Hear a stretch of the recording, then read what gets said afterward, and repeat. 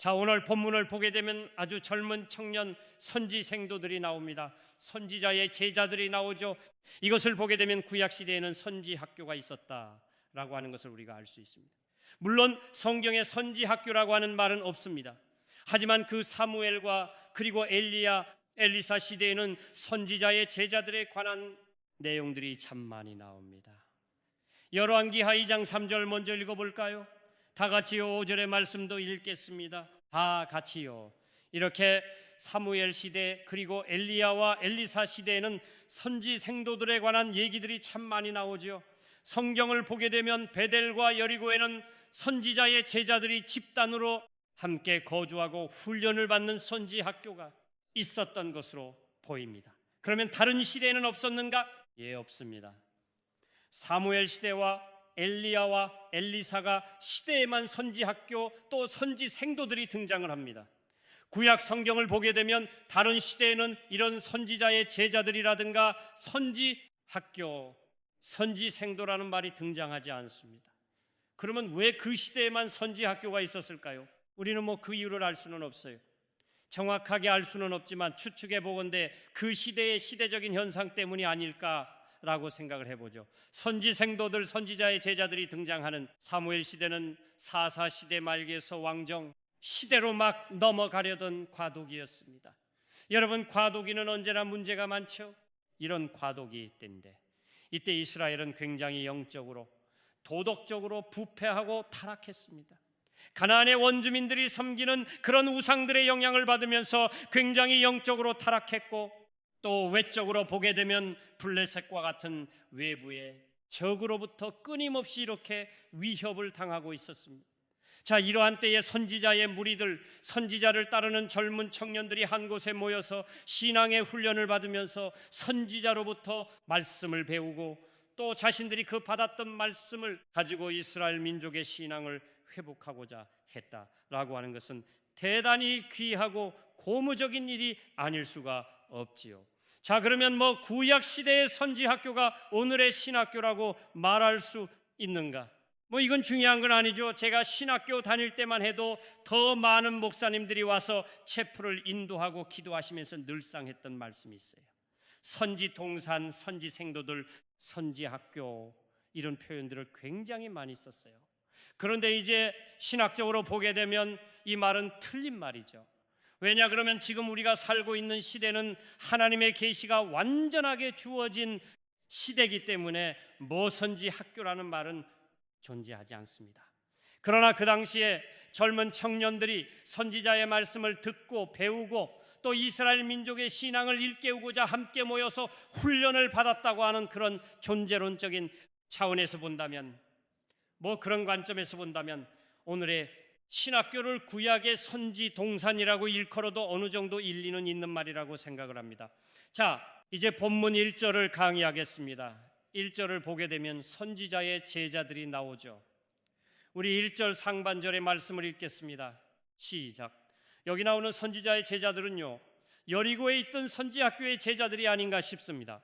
왜냐하면 이 절의 건축을 하기 위한 제목을 구하러 갈 때 여리고에서 가장 가까운 요단 강 주변으로 갔거든요. 그것을 보게 되면 여리고 있었던 그런 선지학교의 제자들이 아닌가 싶습니다. 그런데 선지자의 제자들로 번역된 단어의 그 문자적인 의미가 뭐냐? 그러면 선지자의 아들들이다 라고 하는 거죠. 선지자의 제자들이라고 우리말에는 번역을 하고 있는데 그 원문의 문자적 의미는 제자들이 아니라 선지자의 아들들 이렇게 되어 있습니다. 그럼 이것은 무엇을 말하죠? 당시에 이 선지학교의 생도들은 대부분 젊은 청년들로 이루어져 있는데 엘리사 선지자와 자신들의 관계가 어떤 관계였다는 거죠? 단순한 스승과 제자의 관계가 아니었다는 거죠. 스승과 제자의 관계를 뛰어넘어서 영적인 아버지와 아들의 관계였다라고 하는 거죠. 육신의 부모보다 더 가깝고 더 친밀하고 더 신뢰할 수 있는 그런 부모와 자식의 관계로 맺어져 있었다는 거죠. 여러분, 이런 관계는 찾아보기 쉽지 않아요, 그렇죠? 그래서 그 당시에 엘리사 시대의 선지학교의 그 공동체의 특징이 뭐냐 그러면 선지자를 중심으로 해서 선지 생도들과 선지자가 이렇게 부모와 자식 간의 관계처럼 끈끈하고 누구도 끊어놓을 수 없는 친밀하고 신뢰할 수 있는 그런 관계였다라고 하는 거죠. 자, 1절 하반절을 우리 1절을 다시 한번 읽겠습니다. 1절을 다시 한번 시작. 이제 그 선지자의 제자들이 생도들이 자신들이 그 선지자의 가르침을 받기 위해서 모여있던 그 장소가 우리가 당신과 함께 거주하는 이곳이 우리에게는 너무나 좁습니다. 좁다라고 말하죠. 자, 이것을 보게 되면 우리가 뭘 알 수 있어요? 지금 사용 중인 장소로는 함께 거주할 수 없을 만큼 많은 선지 생도들이 있었다라고 하는 걸 알 수 있죠. 여러분, 그렇죠. 그만큼 선지 생도들이 많았기 때문에 엘리사의 말씀을 듣고 배우고 가르침을 받고 그리고 이스라엘 민족의 신앙을 일깨우고자 모였던 젊은 청년들이 그만큼 많았다는 증거죠. 여러분, 그렇지 않습니까? 영적으로 타락한 시대에 이렇게 젊은 청년들이 선지자의 가르침을 듣고 백성들의 신앙을 일깨우고자 많이 모였다라고 하는 것은 굉장히 아름답고 고무적인 일이 아닐 수가 없지요. 당시 엘리사가 살던 북이스라엘은요, 아주 우상 숭배에 깊이 빠져 있었습니다. 아합 왕을 비롯한 많은 왕들은 선지자들을 잡아 죽이고 왕이 있는 궁전만이 아니라 이스라엘 곳곳에 산기슭과 우물가, 골목의 입구, 마을의 입구마다 여러 우상의 신전들로 가득 차 있었어요. 아주 우상 숭배에 깊이 빠져 있었거든요. 이런 시대에 선지자들을 탄압하고 죽이고 우상 숭배가 만연한 이 시대에 하나님의 말씀대로 살고 그리고 그 하나님의 말씀대로 백성들을 일깨우고자 하는 이런 젊은 청년들이 많이 있었다라고 하는 것입니다. 그 말은 청년들이 하나님의 사람 곁으로 모여들었다고 하는 것이죠. 엘리사가 어두운 그 시대에 하나님의 말씀을 받고 그 진리의 빛을 밝게 비추었을 때 많은 청년들이 엘리사 중심으로 모여들었다고 하는 것입니다. 그렇습니다, 여러분. 아무리 시대가 악하고 타락해도 여러분, 이렇게 그 시대 속에는 새벽 이슬과 같은 청년들이 있다는 거죠. 이 시대가 아무리 악하고 정말 많은 청년들이 교회를 떠나는 것 같지만 우리 교회 청년들처럼 렘넌트 남아있는 자들이 있다는 거죠. 저는 우리 청년들이 바로 오늘 본문에 나오는 이 선지 학교의 제자들처럼, 선지 학교의 생도들처럼, 이 젊은 청년들처럼 이렇게 타락하고 부패하고 어두운 시대의 진리의 말씀을 붙들고 그리고 그 말씀대로 순종하기를 다짐하고 다시 한번 이 민족의 신앙을 일깨우는 그 일에 우리 청년들이 귀하게 쓰임받기를 소망합니다. 자, 2절을 보게 되면 이 젊은 청년들이 선지 생도들이 엘리사 선지자에게 제안을 하나 하죠. 그 제안이 뭔지 볼까요? 2절 상반절의 말씀을 읽겠습니다. 시작. 1절에서는 좁다고 그랬죠. 우리가 거주할 공간이 너무 좁다. 2절에서는 제안을 하죠. 공간이 좁으니까 엘리사 선생님 공간이 너무 좁잖아요. 그러니까 우리에게 집을 하나 지어주세요. 이렇게 요구를 하지 않고 우리가 요단으로 가서 거기서 각각 한 제목을 가져다가 거주할 처소를 세우사이다라고 제안을 합니다. 여러분, 우상 숭배로 가득 차 있고 선지자들을 잡아 죽이는 그런 시대에 지금 이 청년들은 새로운 꿈을 꾸고 도전을 하자는 거죠. 숨어 지내는 것도 쉽지 않은 그 시대인데 공간이 좁으니 새로운 처소를 준비하자며 도전을 하고 있습니다. 저는 이 부분에서 굉장히 도전을 많이 받았습니다. 그들은 단순히 모여서 선지자로부터 선포되는 말씀만을 듣기를 원하지 않았어요. 그들은 단지 모여서 자기들끼리 좋아서 은혜 받는 것으로 만족하지 않았어요. 그 젊은 청년들은 꿈을 꾸고 새로운 도전을 시작했습니다. 이렇게 말하면 어떻게 새로운 집을 하나 짓는 것이 비전이냐 꿈이냐라고 말할 수 있느냐고 항변할 수 있겠지만 선지자를 잡아 죽이는 그 시대에, 그 어두운 시대에 젊은 청년들이 모여서 함께 말씀을 듣고 배우고 훈련할 수 있는 공간을 마련한다고 하는 것은 여러분, 그 시대는 엄청난 비전이었던 것이죠. 그리고 더 놀라운 사실은 그들은 이 비전을 이루기 위해서 자신들의 수고하는 것을 당연하게 여겼다는 거죠. 선생님 보시다시피 우리가 지금 머물러 있는 공간이 너무 좁지 않습니까? 학생들은 몰려드는데, 그러니까 선생님이 어디 가서 펀드를 받아가지고 오든지 선생님 속이 빠른 시일 내에 우리가 머무를 수 있는 공간을 하나 지어주세요. 여러분, 충분히 이렇게 말할 수 있어요. 그런데 그들은 선생님에게 그렇게 말하지 않고 자신들 스스로가 여리고에서 가까운 요단에 가서 나무를 각각 베어서 나무를 베어다가 우리가 머무를 수 있는 새로운 집을 짓자라고 제안하고 도전합니다. 왜 요단으로 갔을까요? 그 요단 주변에는 숲고 나무들이 울창하고 건축에 필요한 여러 목재들을 구할 수 있었기 때문이죠. 선지 생도들은 이 새로운 처소를 세우는 일을 독단적으로 하지 않았습니다. 엘리사의 승인을 요구했습니다. 이 요청을 들은 엘리사가 어떻게 하죠? 이렇게 말하죠. 2절 하반절입니다. 다 같이요. 자기들이 원하는 것이 당연하다며 독단적으로 행동하지 않았습니다.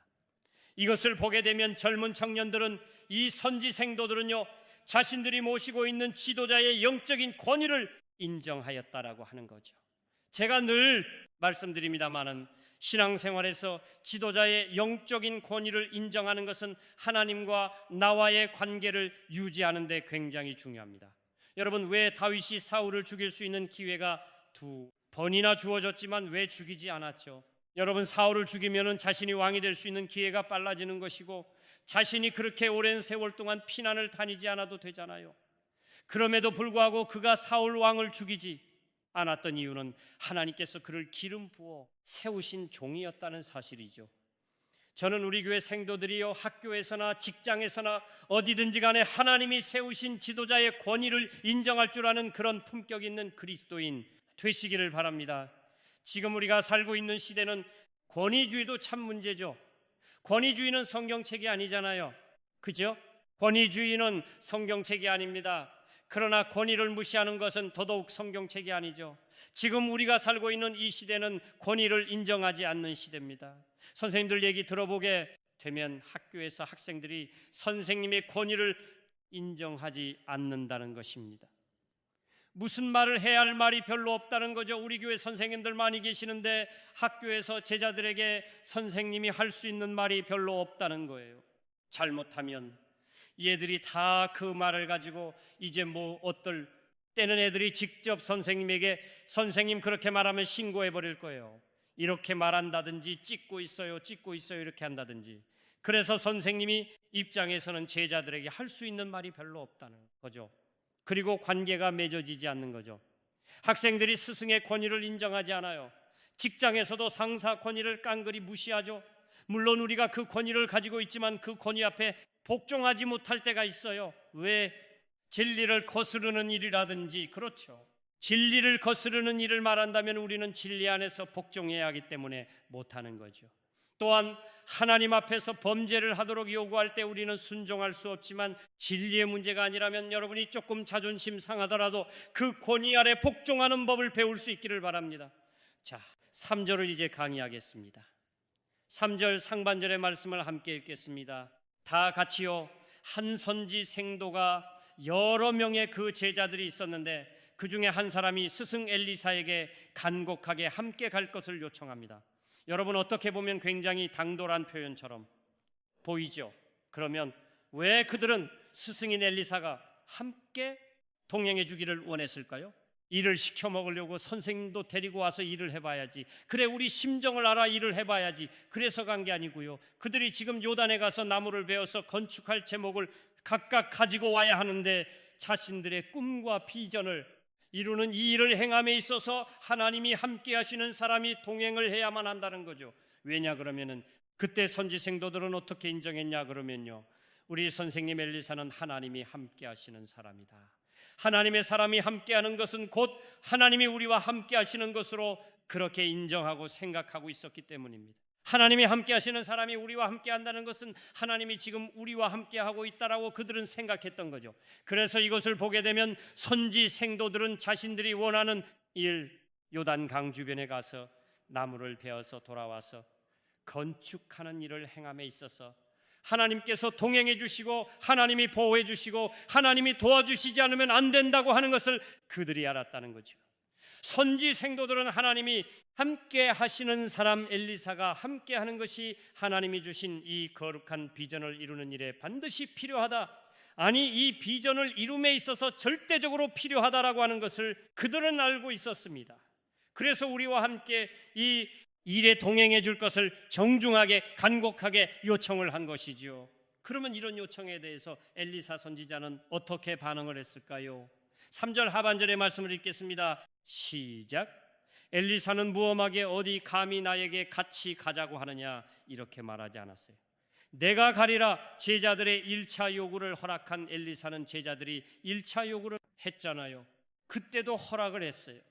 내가 가리라 그들의 2차의 요구도 반대하지 않고 허락을 했습니다. 여러분, 왜 엘리사는 허락을 했을까요?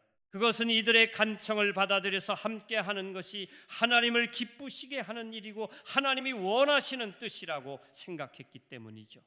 왜냐하면 엘리사는 모든 일을 행할 때 당시 선지자들은, 특별히 엘리야라든가 엘리사이 선지자들은 정말 뛰어난 지식과 지혜, 은사를 가지고 있었어요. 그렇죠? 그래서 그 이후에 이제 아람 나라가 전쟁을 하려고, 도발을 하려고 아무데 진을 치고 침략해 들어올 때 엘리사는 어땠어요? 그들이 침대에서 하는 소리까지도 다 알아들었잖아요. 그 정도로 지식과 지혜가 뛰어났기 때문에 내가 가리라고 말한 것도 그냥 자기 소리가 아니라 분명히 하나님이 쌓인, 하나님께서 원하시고 하나님이 기뻐하셨기 때문에 이런 결정을 저는 내렸다라고 생각을 합니다. 드디어 엘리사 선지자가 선지 생도들과 함께, 젊은 청년들과 함께 나무를 베러 요단 주변으로 나아갔습니다. 4절의 말씀을 읽겠습니다. 다 같이요. 목적이 나무를 베러 왔으니까 이제 성지 생도들 흩어져서 나무를 막 베고 있지 않겠습니까? 그런데 여기 나무를 베다라고 할 때 사용된 단어가 까자르라고 하는 단어예요. 이 단어가 이제 성경에 41번 나오는데요, 음식물을 먹어 치우는 데 주로 많이 사용됐어요. 그러니까 이 선지 생도들은 요단 주변에 있는, 지금 새로운 집을 건축할 때 사용되는 나무를 벨 때 어떻게 뱉느냐? 그러면 굶주린 자가 개걸스럽게 막 음식을 먹는 것처럼 그렇게 최선을 다해서 열심히 나무를 베는 일을 했다는 것입니다. 하나님의 주신 비전을 이루고자 할 때 그들은 어떻겠습니까? 수고를 아끼지 않았어요. 희생했어요. 최선을 다해서. 그런데 우리 주변에 보게 되면 하나님 주신 비전을 가지고는 있는데 빈둥빈둥 노는 사람이 너무 많아요. 최선을 다하지 않아요. 어떤 수고도 하지 않아요. 그리고 비전만 얘기해요. 여러분, 하나님은 비전만을 선포하고 아무런 일도 하지 않는 사람에게 절대로 그 비전을 이루어 주시지 않습니다. 하나님이 주신 비전을 받은 사람은요, 희생과 수고를 아끼지 않아야 해요. 최선을 다해야 합니다. 이 젊은 청년들은 최선을 다했습니다. 자, 그런데 예기치 않은 일이 발생했습니다. 안타까운 일이 발생한 거죠. 우리 5절의 말씀을 읽겠습니다. 다 같이요. 여러 이제 제자들이, 젊은 청년들이 흩어져서 나무를 막 베고 있잖아요. 그런데 그 중에 한 젊은 청년 선지 생도가 나무를 막 베는 중에 자신이 사용하던 도끼, 나무 도끼가 아니죠. 분명히 성격에도 그랬잖아요. 쇠도끼가 그냥 물에 떨어지고 말았어요. 여러분, 예기치 못한 일이 발생한 거죠. 그들이 요단의 나무를 베러 갈 때 이런 일이 발생할 거로 생각했을까요? 아니죠. 추측하건대 이 선지 생도는 비교적 큰 나무를 베려고 무리하게 힘을 가하려다가 이 도끼날을 물속에 빠뜨린 것 같습니다. 여러분, 도끼로 가지고 장작을 패보신 적 있어요? 영화에선 보셨죠? 저는 시골에서 자랐기 때문에 예전에 도끼로 장작을 패본 적이 있어요. 근데 도끼는 도끼날과 그 다음에 도끼자루로 되어 있어요. 그죠? 보통 이 도끼날은요, 쇳덩어리입니다. 쇳덩어리. 그래야만 나무를 자를 수가 있는 거죠. 길이가 한 80cm 정도 되고 너비가 한 4-5cm 정도 되는 거죠. 도끼는 굉장히 무겁습니다. 그래서 그런지 그 당시에는 이 도끼로 나무를 베는 일들을 많이 했는데 도끼 자루에서 도끼날이 빠지는 경우들이 굉장히 많았던 것 같아요. 그런 일들이 다반사였어요. 어떻게 할 수 있느냐 그러면 모세가 도피성에 관한 얘기를 하죠. 여러분, 도피성은 어떤 곳이죠? 부지 중에 어떤 사람이 누군가를 죽였을 때, 부지 중에 고의가 아니라 부지 중에 실수를 해서 누군가를 죽였을 때는 도피성으로 들어가서 어떻게 하라는 거죠? 그 가족들로 하여금 복수하지 못하도록 그 사람의 생명을 지켜주는 것이 도피성이잖아요. 근데 그걸 말할 때 이 도끼자루를 얘기해요.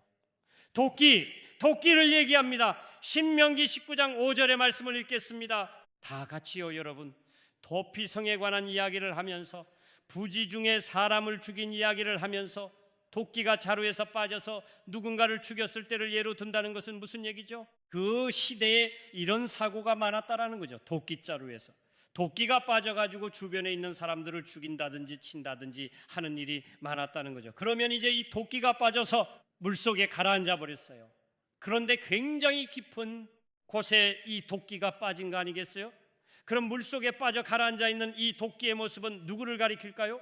어쩌면 영적인 침체를 겪고 있는 우리 자신의 모습일 수도 있다라고 하는 거죠. 하나님의 손에 붙들림 바 되어서 한참 쓰임을 받아야 할, 내가 죄악의 깊은 바다에 빠져서 어두운 곳에 갇혀 있다면 바로 그 모습이 나의 모습이죠. 지금 하나님의 손에 붙들림 바 되어서 멋있게 귀하게 이 한 시대의 쓰임을 받아야 할, 내가 쓰임 받지 못하고 깊은 죄악의 바다에 빠져서 그 컴컴한 바다 속에서 녹이 슬어가고 있다고 한다면 여러분, 그 모습이 바로 내 모습이 아닐까요?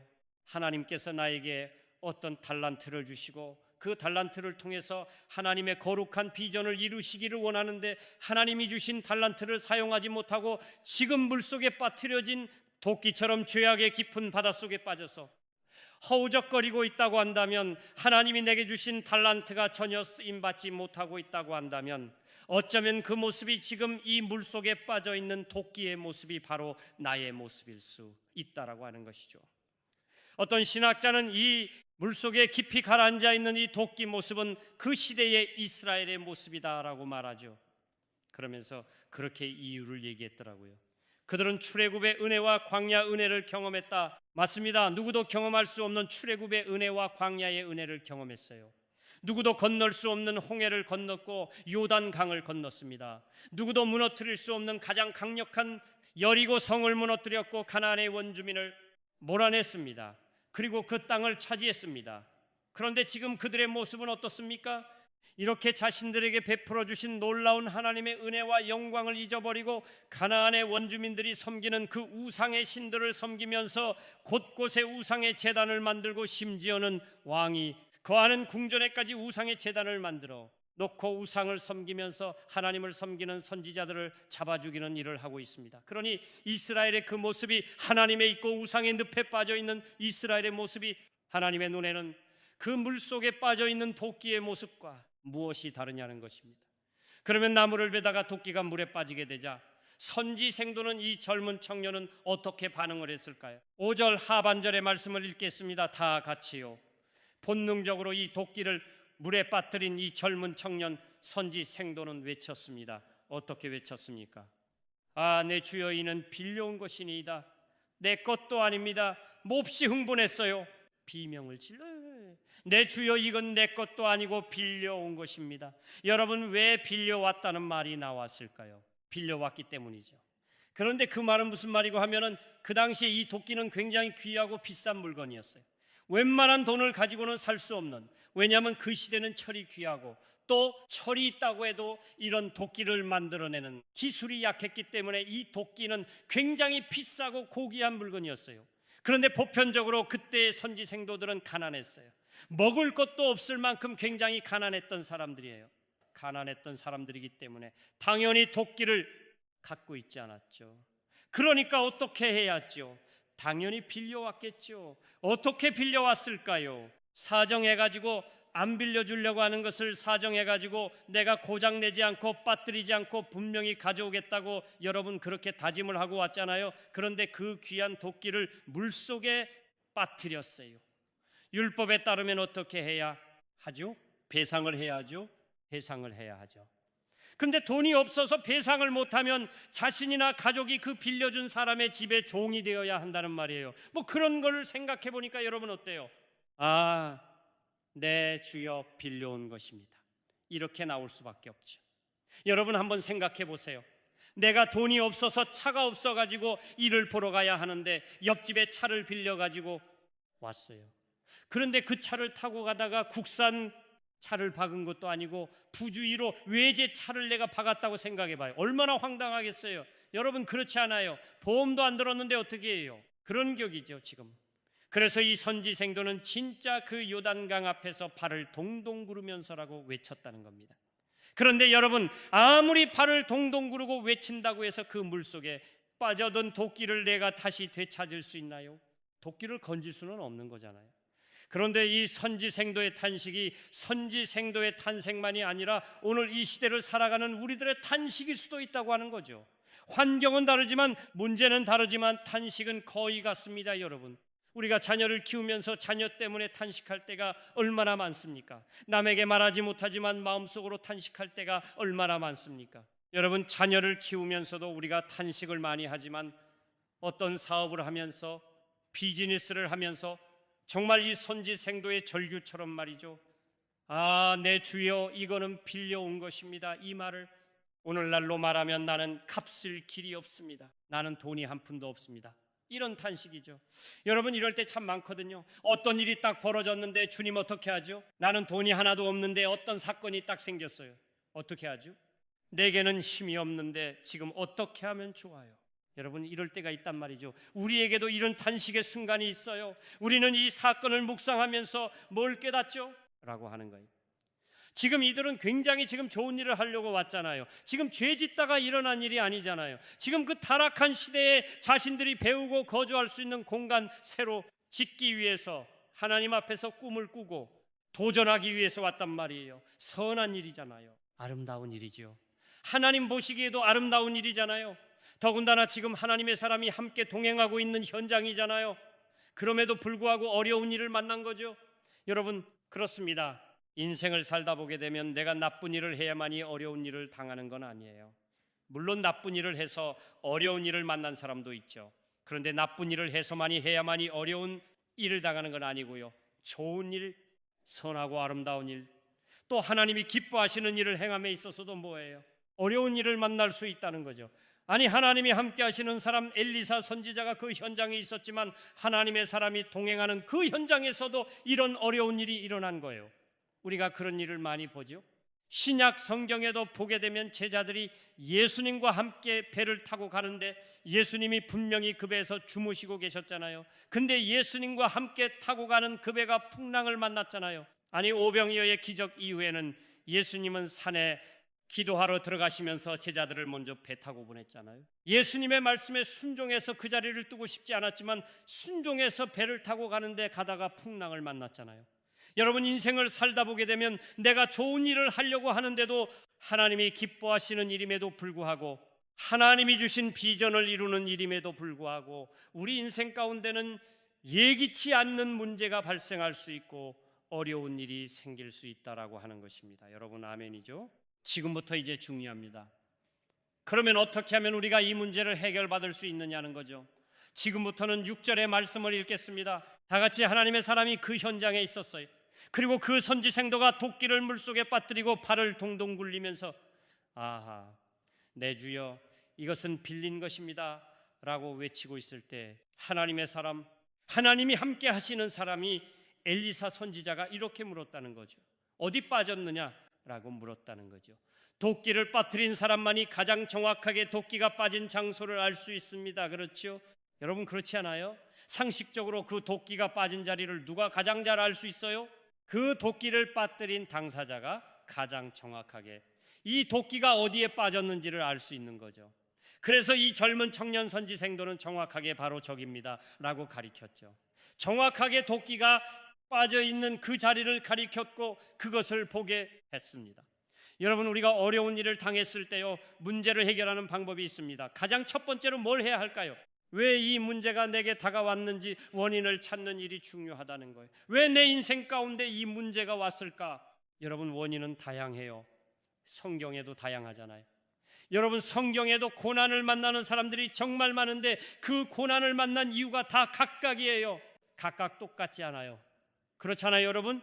그런 것처럼 왜 내가 내 인생 가운데 이런 문제를 만났지? 왜 이런 예기치 않는 사건이 일어난 거지? 그럴 때는 그것을 경험한 당사자가 가장 잘 알아요. 남들은 잘 몰라요. 본인은 알아요. 아, 돈 때문이구나. 그것도 알아요. 본인은 내가 누군가를 용서하지 않아서 그러는구나. 하나님이 깨닫게 하시려고 그러는구나. 여러분, 본인은 알아요. 원인을 찾아야 해요. 왜 내 인생 가운데 이런 실패가 찾아왔는지 가장 먼저 그 원인을 찾아야 합니다. 그 원인을 찾지 않으면 이 문제를 해결하는데 시간이 오래 걸려요. 그리고 많은 희생이 따라요. 원인을 먼저 발견하면 가장 빨리 해결할 수가 있어요. 그래서 여러분들이 인생을 살면서 어떤 문제로 인해서 여러분이 그런 고통 가운데 빠졌을 때는 가장 먼저 이 문제의 원인이 뭔지, 고난의 원인이 무엇인지를 찾아야 돼요. 모르겠거든 하나님 앞에 기도하면서 묻고 성령님의 인도하심을 따라서라도 찾아야 해. 자, 하나님의 사람에게 분명하게 도끼날이 빠진 곳이 여기입니다 라고 가르쳐 줬어요. 자, 6절 하반절이죠. 6절 하반절의 말씀을 읽겠습니다. 시작. 하나님의 사람 엘리사가 주변에 있는 나뭇가지를 딱 베어서 어떻게 합니까? 그 나뭇가지를 그 도끼가 잠겨있는 그곳 도끼가 빠진 그 자리, 그렇죠? 바로 그 자리에다가 나뭇가지를 던졌어요. 그랬더니 어떤 일이 벌어졌죠? 그 나뭇가지가 꼭 쇠붙이로 끌어당기는 강력한 자석이라도 되는 것이냐, 그 나뭇가지를 도끼가 빠진 그곳에 딱 던졌더니 여러분, 깊은 물속에 빠져있던 도끼가 쓱 떠올라왔어요. 여러분, 이것은 있을 수 없는 일이지요. 여러분, 작은 모래알도 있잖아요. 스스로 떠오르잖아요. 그런데 3kg 이상이나 되는 쇠붙이가 여러분, 어떻게 깊은 그 물속에 있던 이 도끼가 3kg 이상이나 되는 도끼가 쓱 떠오르겠어요? 우리는 이것을 이제 기적이라고 말하죠. 이 기적은 하나님께서 엘리사의 그 믿음을 통해서 하나님이 행하신 기적입니다. 엘리사는 하나님이 주신 은사를 따라서 주변에 나뭇가지를 베어서 중요한 것은 믿음으로 그 현장에 던졌어요. 그랬더니 하나님께서 어떻게 하셨어요? 그 물속에 깊이 잠겨있는 도끼나를 떠오르게 하신 거죠. 인간의 이성으로는 이해될 수 없는 기적이죠. 그래서 많은 사람들은 이 본문을 읽으면서 이건 말도 안 돼, 이건 신화야, 이건 풍자야, 아니 심지어 어떤 사람들은 이렇게까지 말하더라고요. 엘리사가 나뭇가지를 잘라가지고 강 밑바닥을 더듬어서 도끼날 위치를 확인한 다음에 나뭇가지를 도끼날 구멍에 쑥 넣어가지고 낚시하듯이 끌어올렸다. 여러분, 이게 믿어지지 않으니까 머리를 다 쓰는 거죠. 믿으면 얼마나 편한데 이게 안 믿어지니까 이거 믿게 하려고 상식적으로 사람들이 이해하려고, 이해를 시키려고 고생들 많이 하는 거죠. 그런데 여러분, 성경은 분명히 말하고 있어요. 하나님이 떠오르게 한 거죠. 그러면 왜 하나님이 나뭇가지를 사용하셨을까? 어떤 사람들은 이방 종교의 주술적인 행위를 따라서 엘리사도 그렇게 했다, 이방 종교에서 그런 행사들이 있나 보죠. 주변 나뭇가지를 베어서 푸닥거리하면서 그래서 엘리사도 그렇게 했을 것이다. 근데 여러분, 그 말이 안 되는 게, 지금 엘리사는요, 이방 종교의 그릇된 신앙과 치열하게 지금 싸우고 있는 사람이잖아요. 이방 종교의 그릇된 신앙을 물리치고 그것은 안 된다, 그건 아니다 싸우고 있는 사람이 이방 종교인들이 행하는 그런 것들을 형태를 따라서 하겠어요? 여러분, 성경을 보게 되면요, 하나님은 참 기적을 굉장히 많이 행하셨는데, 하나님이 그냥 말씀으로만 기적을 행하실 때도 있지만, 어떤 경우에는 하나님이 기적을 행하실 때 것들을 믿음의 도구로 사용하셨어요. 홍해를 가르실 때, 반석에서 물이 나게 할 때 하나님이 모세의 손에 들려진 지팡이를 도구로 사용하셨어요. 여러분, 그 지팡이가 무슨 특별한 능력이 있는 거예요? 아니에요. 모세의 손에 들려있는 지팡이 자체가 능력 있는 게 아니거든요. 그런데 하나님은 모세의 손에 들려져 있는 그 지팡이, 가장 모세에게 익숙했던 지팡이, 그렇죠? 양떼를 치면서 익숙해 있던 그 지팡이, 여러분, 그 지팡이를 하나님은 도구로 사용하신 거죠. 오병이어 기적을 행하실 때도 마찬가지 아니에요? 오병이어 기적을 행하실 때도 그 아이가 가져온 도시락 있죠? 보리떡 5개와 물고기 2마리, 그것을 가지고 하나님은 오병이어의 기적을 행하셨잖아요. 5,000명을 먹이고도 남겼잖아요. 여러분, 그 아이들이 주님의 손에 올려드리는 그 물고기였고 그 보리 떡이었어요. 여러분, 그 아이가 주님의 손에 올려준 것은 보리떡 5개, 물고기 2마리였잖아요. 인절미가 아니었어요. 영광굴비가 아니었어요. 보리떡 5개, 물고기 2마리인데 하나님이 기적을 행하실 때 인절미로 떨어지고 영광굴비로 변했나요? 여러분, 절대로 하나님은 그렇게 하지 않아요. 하나님이 전능하지 않아서가 아니라 하나님은 기적을 행하실 때 보게 되면 그가 가지고 있는 그것을 도구로 사용하십니다. 사르밧 과부의 가정에 기적을 행할 때도 마찬가지잖아요. 그 가정에도 뭐죠? 한 움큼의 가루, 병의 기름, 그것을 가져와서 떡을 만들어서 4개로 달라고 그랬잖아요. 그런 무례한 말이 어디 있어요? 그렇게 무례한 부탁이 이제 마지막으로 떡 하나 만들어 먹고 죽으려고 하는데 그걸 4개로 가져오라고 말했잖아요. 그랬더니 바로 그 기름, 바로 그 가루가 떨어지지 않는 거예요. 성전세를 내게 하실 때도 베드로에게 주님께서 뭐라고 말씀하셨어요? 바다에 가서 낚시해서 물고기를 잡아 입을 벌려보게 되면 거기에 한 세겔이 있다라고 말씀하셨잖아요. 물고기를 도구로 사용하셨어요. 바닷속의 물고기가 어떻게 돈을 물고 다닙니까? 여러분 보셨어요? 그런 물고기, 주님은 바닷속의 물고기까지라도 도구로 사용하신 거예요. 자, 여러분, 여기서 보게 되면 우리가 인생을 살아가면서 많은 문제를 만나는데 우리가 만나는 문제는 반드시 해답이 있다고 하는 거죠.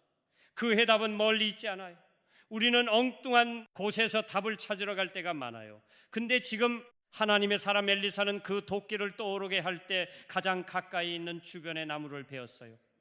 모세는 자신의 손에 들려져 있는 지팡이였어요. 우리가 인생의 문제를 해결할 수 있는 인생의 답은 멀리 있지 않아요. 여러분의 가정에 있을 수도 있고 여러분이 만나고 있는 어떤 사람일 수도 있어요. 하나님은 여러분이 만나고 있는 그 어떤 사람, 여러분의 가족 중에 있는 누구, 여러분과 관계되어 있는 그 어떤 사람을 통해서 여러분의 인생의 문제를 하나님이 해결할 수 있습니다. 해결하신 분은 하나님이시지만 하나님은 내 곁에 있는 어떤 사람, 내가 가지고 있는 그 어떤 것, 그래서 주님은 언제나 내가 인생의 문제를 만났을 때 내가 가지고 있는 것이 무엇이냐를 물으신다는 거죠. 네가 가지고 있는 게 뭐니? 그것을 물으세요. 왜? 그것을 가지고 하나님은 기적을 행하시기를 원하시거든요. 출애굽기 15장에 보게 되면 출애굽한 이스라엘 백성들이 홍해를 건넌 후에 수르 광야에서 마라라고 하는 지역에 도착했습니다. 그래서 이제 샘을 만나서 물을 먹으려 하는데 그 물이 있어서 먹을 수가 없게 됐죠. 그때 하나님은 그때도 모세에게 하나의 나무를 지시하십니다. 하나님이 지시하신 나무가 있었어요. 그리고 하나님의 지시를 따라서 그 나뭇가지를 베어서 물에 던졌더니 어떻게 됐어요? 그 마라에 쓴 물이 단물로 변했죠. 그때도 나뭇가지셨어요. 오늘 본문에도 나뭇가지예요. 나뭇가지를 베어서 던졌더니 도끼가 떠올랐고, 출애굽기 15장에서는 하나님이 지시하신 나뭇가지를 베어서 넣었더니 쓴 물이 단물로 바뀌었어요. 한 번도 아니라 두 번이나 성경은 나뭇가지를 통해서 하나님이 기적을 행하셨어요. 그래서 어떤 분들은 이 나뭇가지를 그냥 나뭇가지가 아니라 구속사적으로 십자가를 예표한다고 강력하게 주장하는 분들이 계셔요. 그렇게 말하는 이유가 예레미야 23장 5절에 보게 되면 이 땅에 오실 메시아를 말하면서 한 의로운 가지라고 말하고 있어요. 한 의로운 가지. 그렇기 때문에 하나님께서 이렇게 주변에 있는 나뭇가지를 베어서 기적을 행하셨다라고 주장하시는 분들이 계시거든요. 그렇다고 한다면 여러분 인생의 문제, 우리가 당면한 인생의 모든 문제의 해답은 예수 그리스도 안에 있습니다. 내가 당면한 인생의 문제, 해답은 멀리 있는 것이 아니라 가장 내 곁에 있고 내가 가지고 있는 것 가운데 있고, 어떤 인생의 문제라도 인생의 문제의 해답은 예수 그리스도 안에 있습니다. 그래서 우리가 예수 그리스도를 인생의 해답이라고 찾아가는 것이죠. 여러분, 예수 그리스도가 여러분이 경험하고 있는 인생의 모든 문제의 해답입니다. 예수 그리스도 안에 해결하지 못할 문제가 없습니다. 죽음의 문제도, 사탄이 우리를 참소하는 참소의 문제도, 우리 안에 죄책감의 문제도, 어떤 문제든지 간에 예수 그리스도 안에 인생의 모든 문제의 해답이 있습니다. 그러면 왜 하나님은 엘리사를 통하여 이 놀라운 기적을 행하셨을까요? 왜 하나님은 이 기적을 행하셨을까요? 저희 교회 가끔 오셔서 설교하셨던 총신대 김지찬 교수님은 이렇게 말씀하셨더라고요. 당시의 상황을 비추어 볼 때 그 당시의 상황으로 돌아가서 강과 바다의 신은 바알을 대적하는 신이었기 때문에 하나님이 도끼를 물속에서 떠오르게 하시는 기적을 행하심으로 하나님께서는 강과 바다까지도 주관하시고 다스리시는 분이심을 드러내기 위함이다. 하나님은 강과 바다까지도, 여러분 옛날 사람들은요 자신들이 믿는 신의 경계를 갖고 있었어요. 그렇죠? 그래서 이스라엘의 신은 그 지역에서만, 또 어떤 신은 공중에서만, 어떤 신은 산에서만, 어떤 신은 강에서만 이렇게 역사하고 주관하고 다스리는 신이라고 믿고 있었어요. 그런데 지금 강과 바다의 신은 바알을 대적하는 신이었기 때문에 그렇게 믿고 있었어요. 그들이. 그래서 하나님께서 지금 엘리사를 통하여 그 강 속에 빠져있는, 물 속에 빠져있는 도끼나를 떠오르게 하심으로 엘리사가 믿고, 선지 생도들이 믿고 있는 그 하나님은 모든 자유를 정복하고 주관하시고 다스리시는 하나님이시다. 왜냐하면 이게 왜 중요하냐? 그러면 곧바로 8절부터 보게 되면 아람 나라와의 전쟁이 나옵니다. 아람 나라가 이제 쳐들어오려고 하죠. 그래서 아람 나라와의 전쟁에 앞서서 하나님이 어떤 분이신가를 그들로 하여금 깨닫게 하는 것은 영적인 전쟁을 치름에 있어서 너무나 중요했다는 거죠. 자, 여기서 우리가 뭘 알 수 있어요? 하나님께서 기적을 행하실 때는요 언제나 목적이 있어요. 목적을 가지고 기적을 행하시는데 가장 중요한 목적은 뭐냐 그러면 하나님의 하나님 되심을 드러내기 위해서입니다. 하나님 자신이 어떤 분이신가를 드러내기 위해서 하나님은 기적을 행하신다는 거죠. 단순히 우리의 부족한 부분을 채워주고 우리의 문제만을 해결해 주기 위해서가 아니라는 거죠. 하나님이 왜 기적을 행하셨느냐? 왜 하나님은 오늘도 우리 가운데 기적을 행하기를 원하시느냐? 그러면 단순히 우리가 당면한 인생의 문제들을 부족함을 해결해 주는 그 정도의 문제가 아니라요, 그것을 통해서 하나님 자신이 어떤 분이신가를 우리 가운데 드러내기 위해서라는 거죠. 여러분 그러지 않아요? 왜 하나님이 오병이어의 기적을 행하셨죠? 배고픈 그들 위해 굶주림을 해결해 주기 위해서 맞아요. 그렇지만 더 큰 이유가 뭐예요? 예수님 자신이 생명의 떡이심을 드러내기 위해서입니다. 왜 예수님이 중풍병자로 하여금 일어나 침상을 메고 걸어가라고 말씀하셨을까요? 왜 중풍병자를 고치는 기적을 행하셨어요? 왜? 그것은 자신이 바로 죄를 사하는 권세가 있는 분이심을 드러내기 위해서였죠. 왜 죽은 나사로를 살리셨나요? 자신이 바로 생명의 주이심을 드러내기 위해서였습니다. 그래서 여러분, 우리가 하나님 앞에 늘 기도할 때 하나님 제 형편과 처지를 아시죠? 주님 다 아시죠? 그러니까 기적을 행해 주세요. 이런 기도보다는 그 기도가 잘못된 기도는 아닙니다. 그러나 더 하나님의 마음을 움직일 수 있는 강력한 기도의 제목은 이거예요. 주님이 일을 행하셔서 주님이 어떤 분이신가를 드러내 주십시오. 저는 그런 기도 참 많이 합니다. 새벽마다 기도할 때 지금도 저에게 하나님이 주신 비전을 향해서 도전하고 있어요. 은퇴를 앞두고 있는 제가 지금도 비전을 향해서 달려갑니다. 왜냐 그러면 비전이 사라지면요, 여러분 나이와는 상관없이 영적인 늙은이가 돼버리는 거예요. 그래서 저는 하나님의 나라에 갈 때까지 끊임없이 비전을 향해서 달려갈 겁니다. 여러분도 그렇게 하셔야 해요. 비전은 내가 사는 날까지 계속해서 도전하고 전진해야 되지, 나이가 들었다고 그래서 비전을 갖지도 않고 그렇게 살면 안 돼요. 여러분 정말 그건 불행한 일이죠. 저는 지금도 하나님이 주신 비전을 바라보면서 선포하고 도전하고 기도해요. 근데 그 기도 가운데 하나가 뭐예요? 그 비전을 이루어 주심으로 주님께서 이 교회의 주인이심을 드러내 주십시오. 이 교회의 주인이 여기 서 있는 목사가 아니라 주님께서 이 교회의 머리가 되시고 주님께서 이 교회의 주인 되심을 이 비전을 통해서 이루어 주십시오. 그리고 하나님이 얼마나 약속을 지키시는 신실하신 하나님이신가를 드러내 주십시오. 내 비전을 듣고 그건 말도 안 돼, 그건 김 목사가 쇼하는 거야 라고 생각하고 있는 그분들에게 하나님의 신실하심이 무엇인지를 드러내 주십시오. 여러분 이런 기도로 하는 거예요. 여러분도 그런 기도를 하셔야 돼요. 하나님에게 포커스를 맞추고 그런 기도를 해야 여러분 우리 인생 가운데 기적이 일어나는 것입니다. 이제 마지막 7절의 말씀을 묵상을 하도록 하겠습니다. 우리 7절을 읽겠습니다. 시작. 하나님은 엘리사를 통해서 물속에 빠져있는 도끼, 쇠도끼 나를 떠오르게 하셨습니다. 그 다음도 중요합니다. 그 다음에 어떻게 하셨어요? 하나님이 엘리사를 통해서 그 선지 생도에게 너는 그것을 집으라 하니 그 사람이 손을 쑥 내밀어 그것을 집었어요. 집은 다음에 어떻게 했을까요? 그 다음에는 기록되지 않았어요. 왜?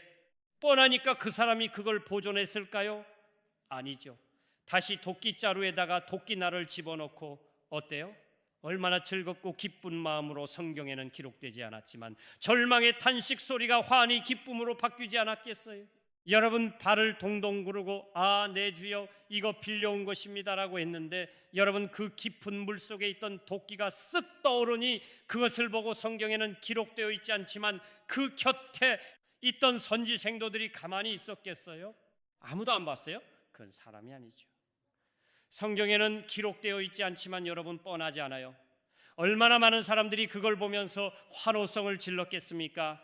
하나님은 물속에 잠겨있는 쇳덩어리도 뜨게 하시는구나, 하나님 살아계시는구나, 막 그러지 않았겠어요? 절망의 탄식 소리가 한숨이 변해서 기쁨이 되고 환희의 소리도 바뀐 거죠. 그때 선지자는 말합니다. 너는 그것을 집으라. 여기서 끝났어요. 그 다음에 어떻게 했을까요? 그걸 가지고 와서 기쁨으로 도끼자루에 넣어가지고 기쁨으로 나무를 뱄겠지요. 아까 못다 벤 나무를 뱄는지 또 다른 나무를 뱄는지는 중요하지 않아요. 그 나무로 베어서 즐겁게 와서 새로운 집을 건축했겠죠. 여기서 우리가 또 우리의 삶에 적용해야 할 부분이 있습니다. 하나님은 우리 인간이 할 수 없는 일에만 기도를 행하십니다. 그러니까 그게 기적이죠. 내가 할 수 있는 일에는 하나님이 절대 해주지 않아요. 여러분 이걸 요구하죠? 아니 물에서 뜨게까지 해주셨다면 물속에 있는 쇳덩어리 그 도끼날이 나뭇가지를 던지는 순간에 자석처럼 떠올랐다고 한다면 마무리까지 도끼자루에 넣어가지고 쓱 도끼가 날아오더니 도끼자루 속에 들어가서 됐다 이렇게 하기를 우리는 원한다는 거죠. 여러분 그런데 하나님은 절대로 그렇게 하지 않습니다. 하나님이 우리 인간이 할 수 없는 일에는 하나님 하시죠. 지금 그 상황 속에서는요, 그 물속에 있는 도끼를 떠오르게 하는 일은 하나님밖에 할 수가 없어요. 그러니까 누구의 몫이죠? 하나님만이 하실 수 있는 일이지요. 그 다음에 떠오른 도끼를 자루에 넣고 나무를 베는 것은 누가 해야 되죠? 내가 해야 하죠. 인간의 몫이잖아요. 여러분 나사로를 살리실 때도 그러지 않았어요? 주님께서 죽은 나사로를 살리실 때도 죽은 나사로 살리는 일은 누구의 몫이죠? 하나님만이 하실 수 있는 일이잖아요. 우리는 못해요. 그런데 주님이 하기 전에 어떻게 하셨어요? 그 무덤의 문을 열어놓으라. 아니 죽은 자를 살리시는 분이라고 한다면 그까진 무덤의 문을 여는 것은 뭐 아무것도 아니지요. 그러지 않아요? 그건 아무것도 아니거든요. 그런데 무덤의 문을 열어놓을 수 있는 것은 누구의 몫이죠? 내가 해야 되는 거예요. 그건 하나님이 하지 않아요. 그러니까 예수님은 나사로를 살리기 전에 무덤의 문을 열어놓으라고 말씀하셨잖아요. 그 다음에 나사로야 나오너라 그렇게 명령하니까 죽은 나사로가 나왔잖아요. 여러분 이걸 우리는 알아야 합니다.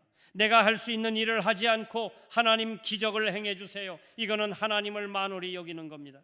하나님을 욕되게 하는 것입니다. 내가 할 수 없는 일을 하나님이 하셔야 그게 기적이죠. 우리의 작은 부분까지 기도하지 말라는 말은 아니죠. 우리는 우리의 작은 영역까지 작은 부분들까지 기도를 해야 합니다. 그러나 내가 할 수는 있는 일임에도 불구하고 내가 안 해요. 내가 문장을 외우고 단어를 외우고 수학 공식을 푸는 건 내가 해야 되죠? 근데 안 해요. 하나님이 해주세요. 그런 식의 신앙생활은 하나님이 원하시는 신앙생활이 아닙니다. 제가 언젠가도 한번 그런 일화를 든 것 같은데 기억나실는지 모르겠습니다. 초창기에 한국에 이제 신학교가 세워지고 그래서 이제 외국에 있는 선교사님들이 들어와서 이제 신학교에서 강의를 할 때입니다. 근데 신학교 가보게 되면 지파가 있고 영파가 있어요. 지금도 마찬가지입니다. 열심히 뒷산에 가서 기도하고 있는 기도를 많이 하는 영파들이 있고 기도는 이만큼도 안 하고 맨날 논문만 쓰고 막 공부만 하고 있는 도서실에 가서 공부만 하고 있는 그런 지파들이 있어요. 그런데 목회 현장에서 보게 되면 영파들이 항상 더 잘합니다. 지파들은 쩍쩍하다가 막 우울증에 걸리고 그랬습니다. 근데 영파가 있었어요. 그때 이제 성령론 강의 시간이었어요. 성령론 강의 시간에 근데 무슨 성령론을 이제 시험을 치르는데 이분이 영파인데 기도하는 사람인데 어떻게 성령론에 대해서 이걸 기도를 해야지 공부를 해서 시험을 치느냐. 그래서 공부를 안 했어요. 그러니까 시험지를 딱 받았는데 아무것도 모르겠는 거예요. 공부를 안 했으니까 다른 사람들이 열심히 문제를 풀어가는데 이분은 기도만 했어요. 주여 성령님께서 알아서 인도해 주십시오. 성령님께서 다른 사람들은 막 열심히 문제를 푸는데 이 사람은 기도만 했어요. 마지막에 답을 써야 하잖아요. 이렇게 썼다고 그러잖아요. 나는 모르지만 성령님은 다 아십니다. 그러니까 이제 채점을 하는데 교수님 채점을 해야 하는데 아무것도 안 써놓고 자신은 모르지만 성령님은 다 아신다 써놓으니까 이분이 막 헤매는 거죠. 어떻게 채점을 해야 할지 모르겠어서 하나님은 아신다고 그랬는데 빵점 줄 수도 없고 그랬다는 성령님을 또 근심시켜 드릴 것 같으니까 이분도 기도를 했어요. 주님 내가 이럴 때는 어떻게 채점을 해야 합니까? 그리고서 채점을 했는데 이렇게 채점을 했답니다. 하나님 100점 너는 빵점 무슨 얘기냐? 그러면 내가 할 수 있는 일을 해야 해요. 근데 우리는 내가 할 수 있는 일도 안 하면서 자꾸 하나님 핑계를 댄다는 거죠. 왜 하나님 도와주지 않느냐고, 왜 하나님이 하지 않느냐고. 그런데 여러분 많은 경우에 하나님께서 물속에 깊이 빠져있는 내 인생에 잃어버린 도끼를 떠오르게 하셨거든요. 그런데 우리가 짚지 않아요. 너무나 많은 경우에 분명히 하나님께서 떠오르게 해주셔가지고 손만 내밀면 내가 집을 수 있고 그것을 사용할 수 있는데 내 영안이 어두워져서 보지 못하는 거예요. 내가 집으면 되는데 집지를 못하는 거죠. 여러분 그래서 인생을 실패하는 사람들이 너무나 많습니다. 하나님께서 이미 우리 인생 가운데 손바닥만한 작은 구름을 이미 보여주셨고 하나님께서 내 인생 가운데 이미 물속에 잠겨있는 도끼 같은 그 새로운 도끼를 떠오르게 해주셨지만은 내가 짚지 못하고 내가 그것을 활용하지 못해서 인생의 실패를 경험하는 일이 너무나 많다는 거죠. 혹시 그런 일이 있다면 오늘 기도하는 가운데 성령께서 깨닫게 해주셔서 그 여러분 인생 가운데 물속에 빠졌다가 다시 떠오르게 된 것들은 손으로 짚을 수 있기를 바랍니다.